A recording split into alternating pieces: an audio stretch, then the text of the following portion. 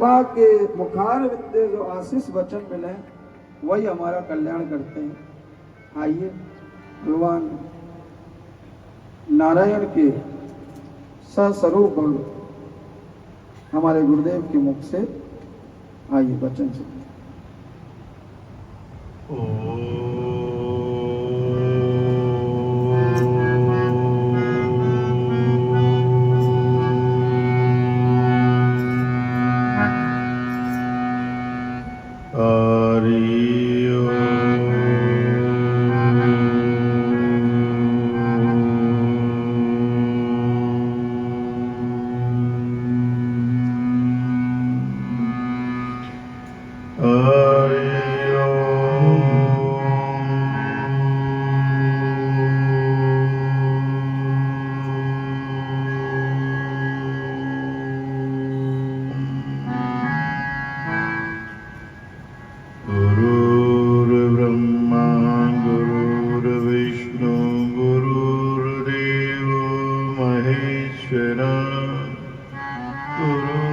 साक्षात् परब्रह्म तस्मै श्री गुरुवे नमः। ध्यानमूलं गुरुर्मूर्ति पूजामूलं गुरुपदम् मन्त्रमूलं गुरुर्वाक्यं मोक्षमूलं गुरुर्कृपम्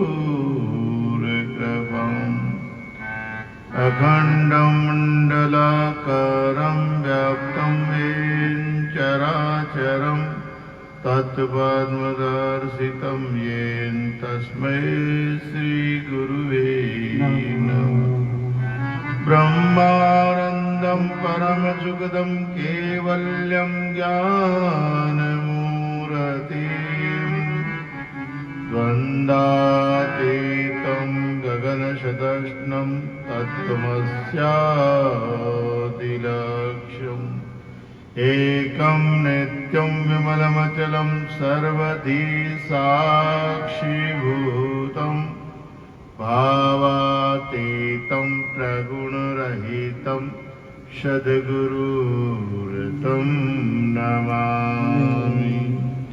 चैतन्यं शाश्वतं शान्तं व्योमातीतं निरञ्जनं नादबिन्दुकलातीतं तस्मै श्रीगुरुवे नमः। नीलाम्बुजश्यामलं कोमलाङ्गं सीतासमारोपितभाग्यवान् पाणो महासायकचारुजापं नमामि रामं रघुवंशनाथं।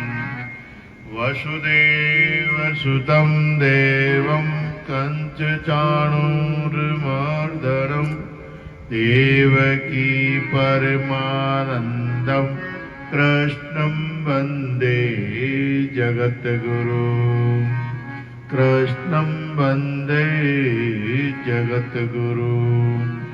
नारायणं नमस्कृतं चैव नरोत्तमं देवी सरस्वती व्यासं ततो जयमुदीरयेतं ततो जयमुदीरयेतम्। प्रेम से बोलिए सच्चिदानंद भगवान की जय। सद्गुरुदेव महाराज की जय। कृष्ण बलदेव की जय। राजा रामचंद्र महाराज की जय। श्रीमद्भागवत महापुराण की जय। श्री वेद व्यास जी महाराज की जय। श्री सुखदेव जी महाराज की जय। गंगा गीता गायत्री गौ माता की जय। जगद्गुरु शंकराचार्य जी महाराज की जय। उमापति महादेव की जय। सब हरिभक्तन की। आइए 2 मिनट वाणी को पवित्र करने के लिए भगवान नाम लेते हैं। गुरुदेव तुम्हारी जय होवे, गुरुदेव तुम्हारी जय होवे, गुरुदेव तुम्हारी जय होवे, गुरुदेव तुम्हारी जय होवे, भगवान तुम्हारी जय होवे, भगवान तुम्हारी जय होवे, भगवान तुम्हारी जय होवे, भगवान तुम्हारी जय होवे, सीताराम तुम्हारी जय होवे,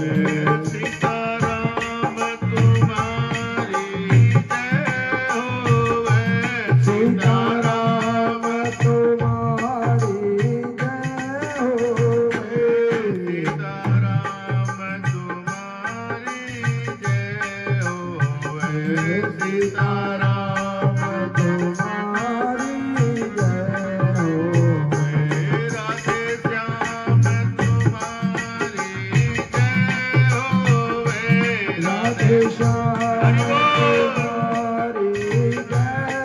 होवे, राधे श्याम तुम्हारी जय होवे, राधे श्याम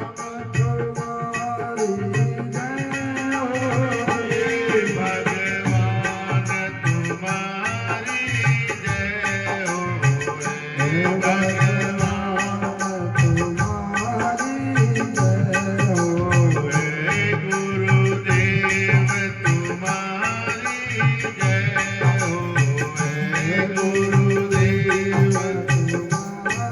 जय होवे, गुरुदेव तुम्हारी जय होवे, गुरुदेव तुम्हारी जय होवे।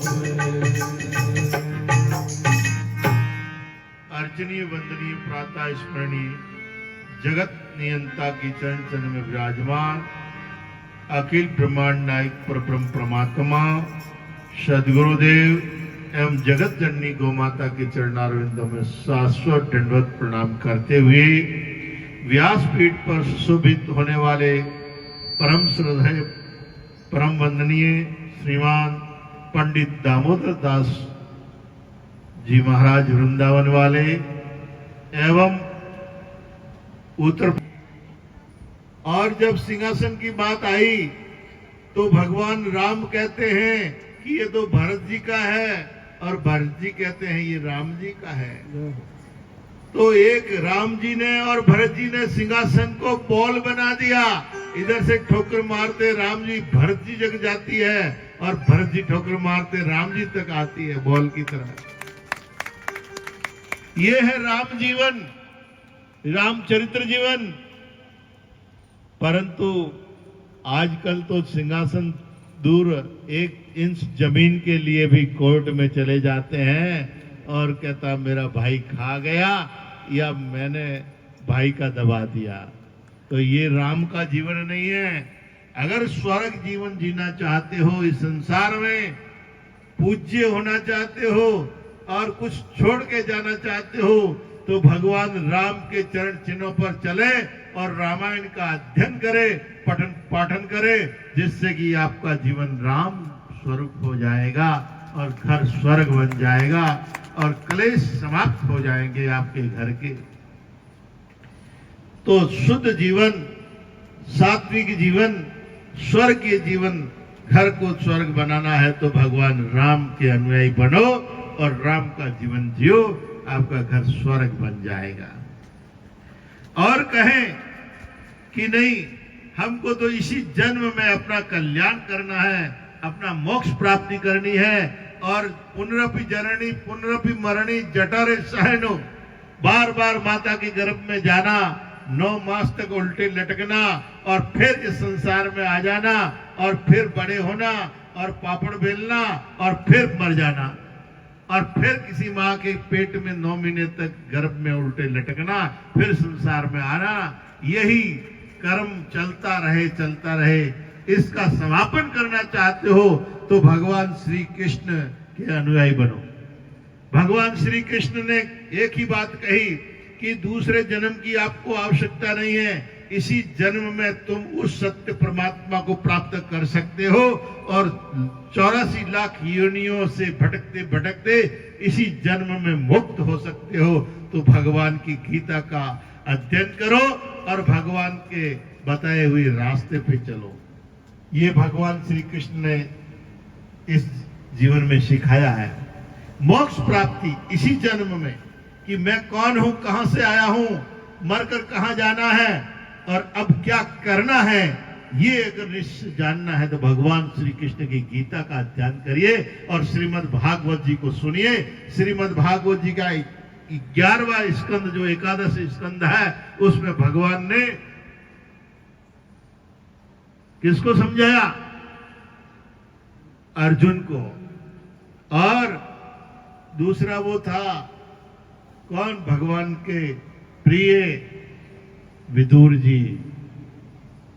और अर्जुन को गोपियां देकर जब भगवान की द्वारका समुद्र में जब डूबने लगी उस समय अर्जुन को बताया था कि आज से तीसरे दिन अर्जुन ये द्वारका जल में समा जाएगी और जितने भी यादव वंश की जो स्त्रियां बच गई है, क्योंकि जो यादव थे उनका तो सबका पूर्ण काल कर दिया था भगवान ने अपने रहते रहते ही, कोई उनका वंशज नहीं बचा था, परंतु स्त्रियां थी। बोले इन सबको लेके जाइए।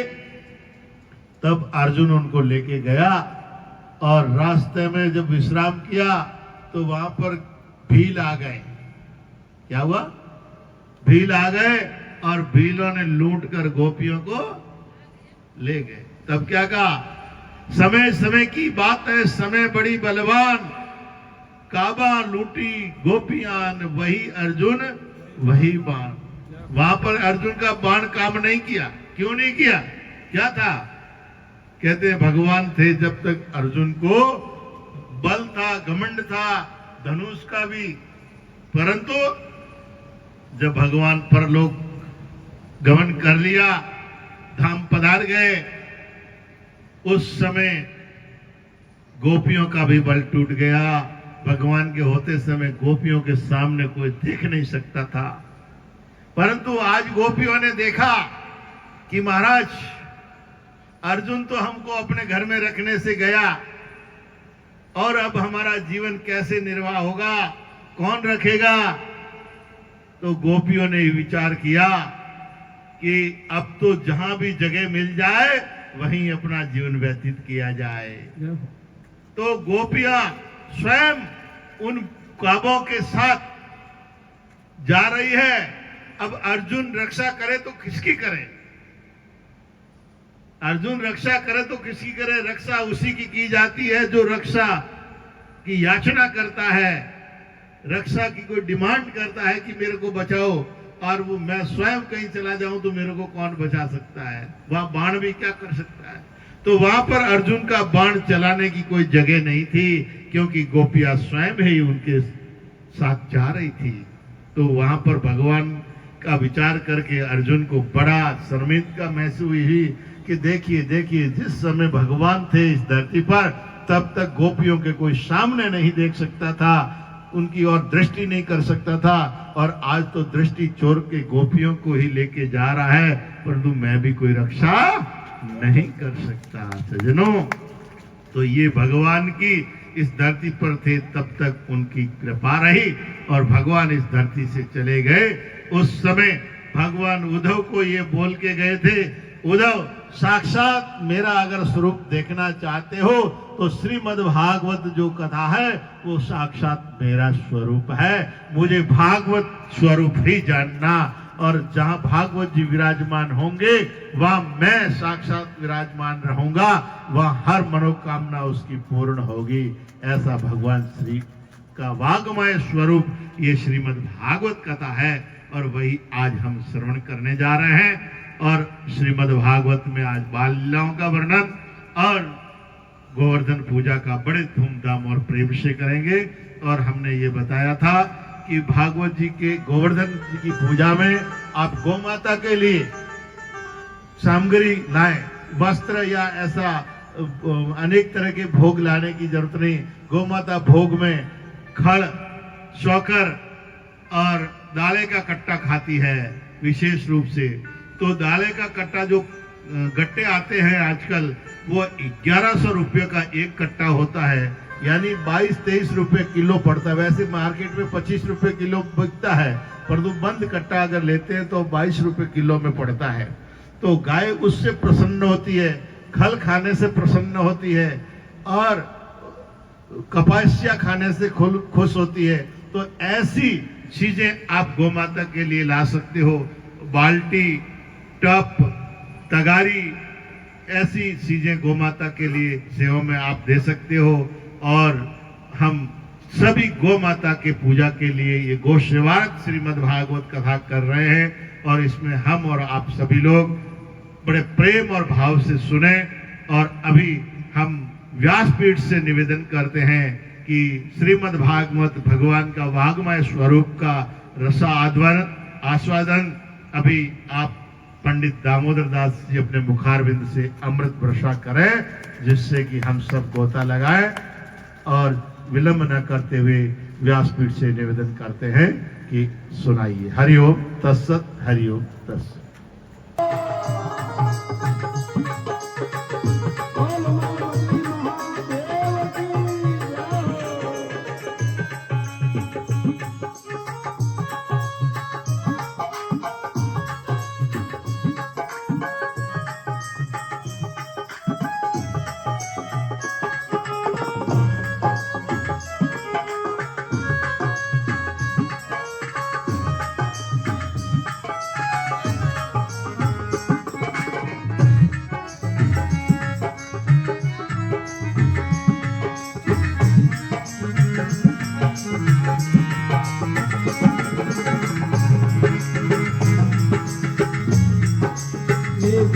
निकली नजराने कंचन हार करायो, जो बिचा जो कीजो तेरो लाल डरायो हो।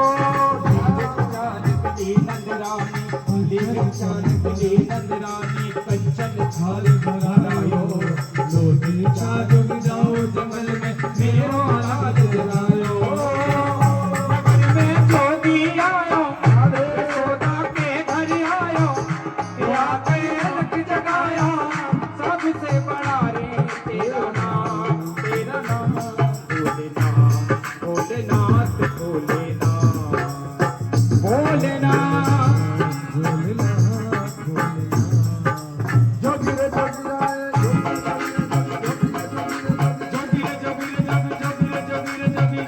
नगर में जोगी आया, यशोदा के घर आया, कि आके अलग जगाया। वेद कोई समझ न पाया, सबसे बड़ा है तेरा नाम भोलेनाथ,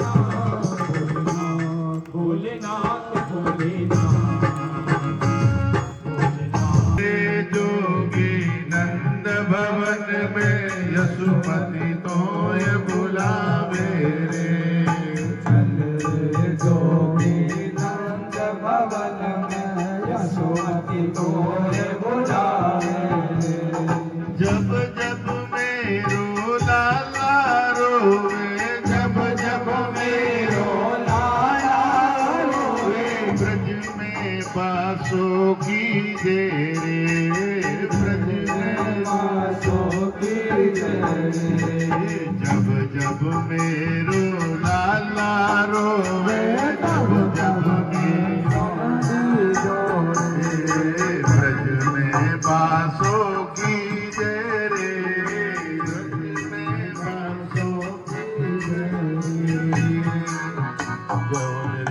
जोगी नंद भवन में यशुमति तोय बुलावे। जोगी नंद भवन में यशुमति तोय बुलावे, यशुमति तोय बुलावे। चल रे जोगी नंद भवन में यशुमति तोय बुलावे। चल रे जोगी नंद भवन में यशुमति तोय बुलावे।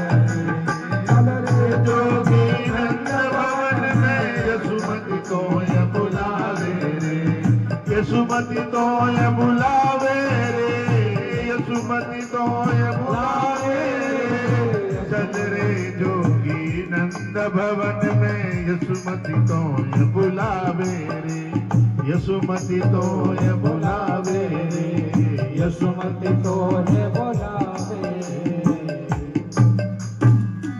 बोल श्री बाल कृष्ण लाल की जय, भक्त भगवान की जय। दीवाना हो गया सावरी सूरत मोहन, दिल दीवाना हो गया सावरी सूरत मोहन, दिल दीवाना हो गया।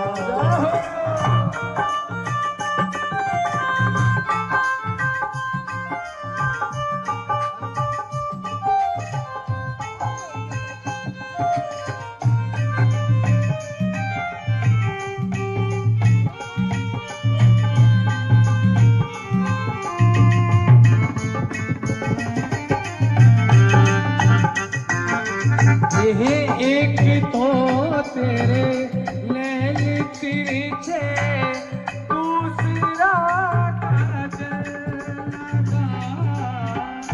एक तो तेरे नैन मोटे, दूसरा काजल लगा।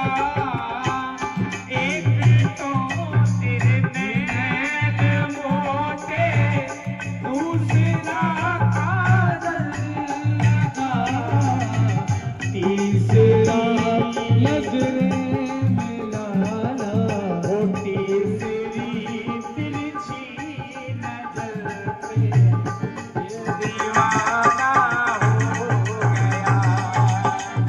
सावली सूरत मोहन, दिल दीवाना हो गया।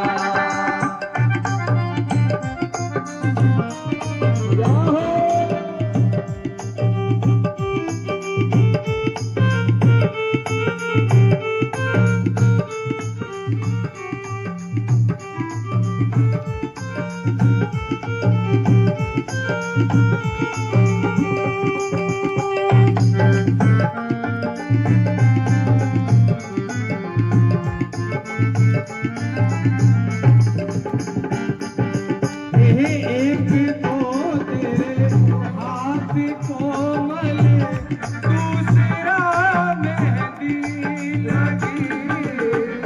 एक तो तेरे हाथ छोटे, दूसरा कंगन बंधा। एक तो तेरे हाथ छोटे, दूसरा कंगन बंधा। तीसरी मुरली बजा, दूसरी मुरली बजाना, दिल दीवाना हो गया। सावरी सूरत मोहन, दिल दीवाना हो गया।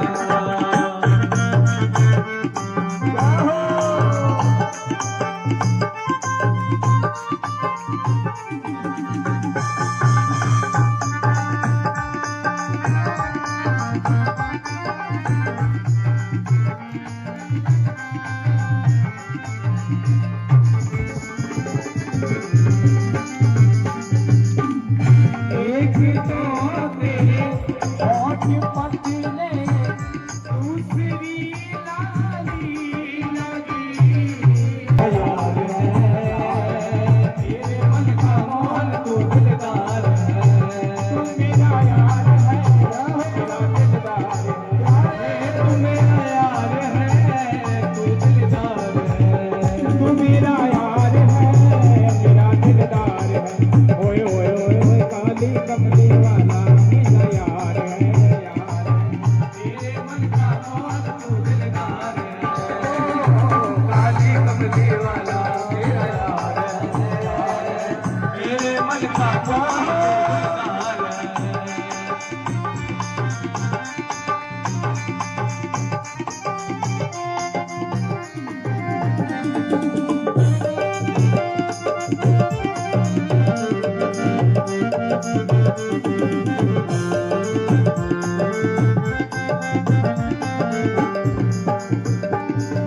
मनमोहन में तेरा दीवाना गाऊं बस अब यही तराना गाऊं बस अब यही तराना गाऊं बस अब यही तराना मनमोहन में तेरा दीवाना गाऊं बस अब यही तराना गाऊं बस यही तराना गाऊं बस यही तराना शाम समय की तू क्या है मेरे मन का मोहन तू दिलदार वाला मेरा यार है मेरे मन का मोहन तू दिलदार है सांवली सूरत पे मोहन दिल दीवाना हो गया सांवली सूरत पे मोहन दिल दीवाना हो गया दिल दीवाना हो गया दिल दीवाना हो गया। रात में सोने पे सुहागा गौ माता हमारे बीच में गायों के लिए हम कर रहे हैं। अभी गायों के लिए अभी अमेरिका के अंदर मेरे को जाने को मौका मिला था, कैलिफोर्निया। तो वहां पर देखा, वहां भी गौशाला है। वहां गौशाला के अंदर जो गाय हैं और वहां जो बीमारियों का इलाज होता है, टिकट लगता है गौशाला के अंदर जाने का, 1 घंटे का, आधे घंटे का। कितने घंटे अंदर रहोगे गौशाला में? गौशाला के अंदर जाके गायों के ऊपर हाथ फेरते हैं, गायों को सहलाते हैं। उससे कैंसर, बीपी, शुगर, ये सारी बीमारियां ठीक होनी शुरू हो गई गायों के स्पर्श करने से। गायों का गोबर वहां से, यहाँ से उठा के गायों को गोबर वहां डालते हैं, हाथों में गोबर लगता है, उससे भी सारी बीमारियां ठीक होने लगी है। तो आप लोग ये भी कर सकते हैं, गायों को सहलाने से, गायों की गौशाला में जाके ये भी आप लोग कर सकते हैं। और जब ये दान देते हैं और ये दान भी बढ़ जाता है, गायों की सेवा करके दान कैसे बढ़ता है, मैं आपको एक छोटा सा खेल दिखाता हूँ, नमूना दिखा देता हूँ। चुन्नी बजा।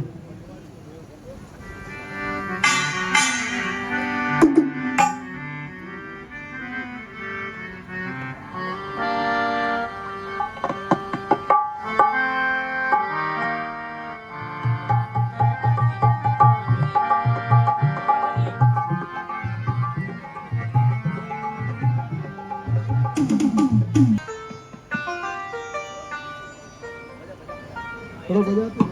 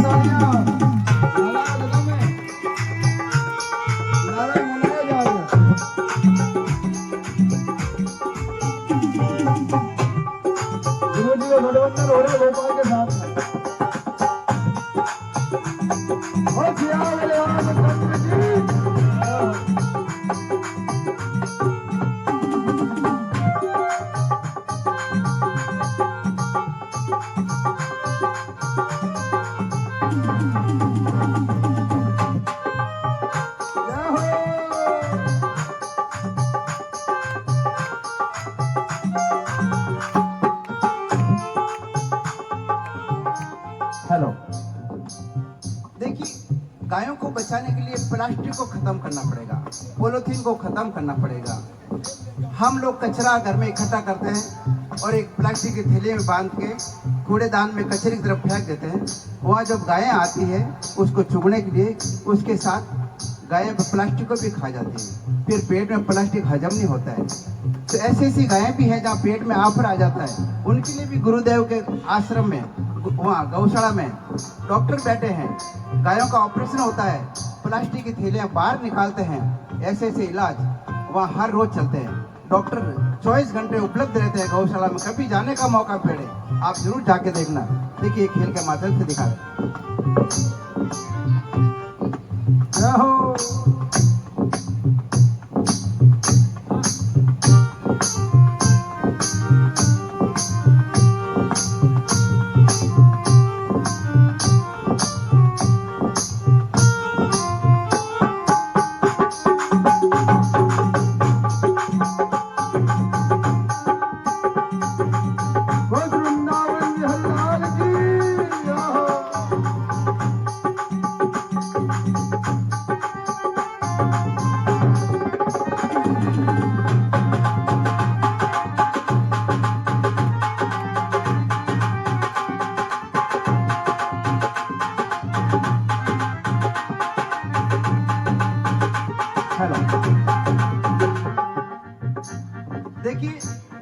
गायों में दान करेंगे, गौओं का दान करेगा, तो आपकी राशि बढ़ने लग जाती। आप जितना रुपए लगाओगे उससे ज्यादा आपको घर जाते फायदा होगा। कैसे फायदा होगा? गायों में दान करने से।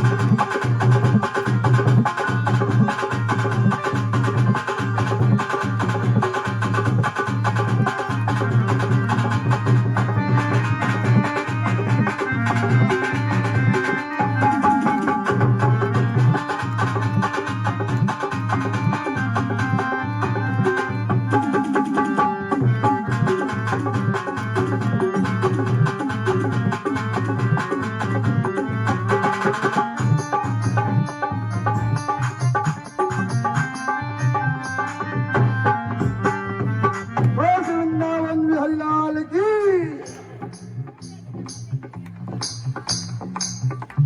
और जब आप इतने 100-100 रुपए, 200-200 रुपए, 500-500 रुपए गौशाला में लगाएंगे, तो जब आपका व्यापार चलेगा तो कैसे होगा?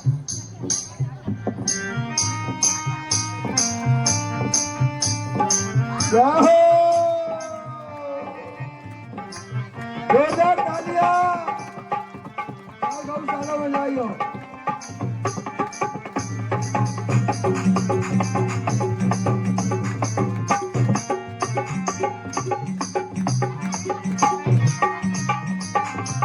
भीड़ा गाओ, भीड़ा को गाओ।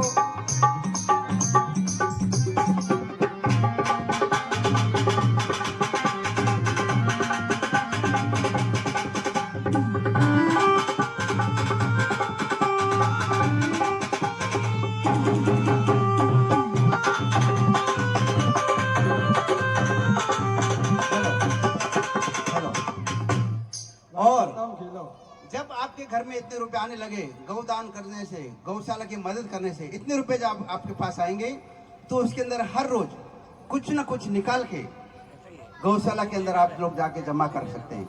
आप घर में एक डब्बा लगा लीजिए, हर रोज 5 रुपए 10 रुपए गौदान के। अब चारा डालना कौन जाएगा 10 रुपए का, तो घर में इकट्ठा करना शुरू कर दीजिए। तो फिर जब 1 महीने में जमा होता है तो गुरु महाराज को फोन करेंगे, आजू बाजू में 2-4 घर मिल जाइए, और वहां से सारे पैसे इकट्ठा करके हमारे महाराज आते हैं, सबसे लेके डब्बे वहां पड़े हैं काउंटर के ऊपर, 4-5 घर मिलके एक डब्बा ले जा सकते हैं और इस डब्बे में इकट्ठा करेंगे। जब भी डब्बा भर जाता है, आप लोग हमारे स्वामी जी के जो महाराज है साथ में, उनसे कांटेक्ट करेंगे, वो आपके घर आके आपका रुपए गौशाला मिल जाएंगे। जय बोलिए राधे राधे, जय श्री राम।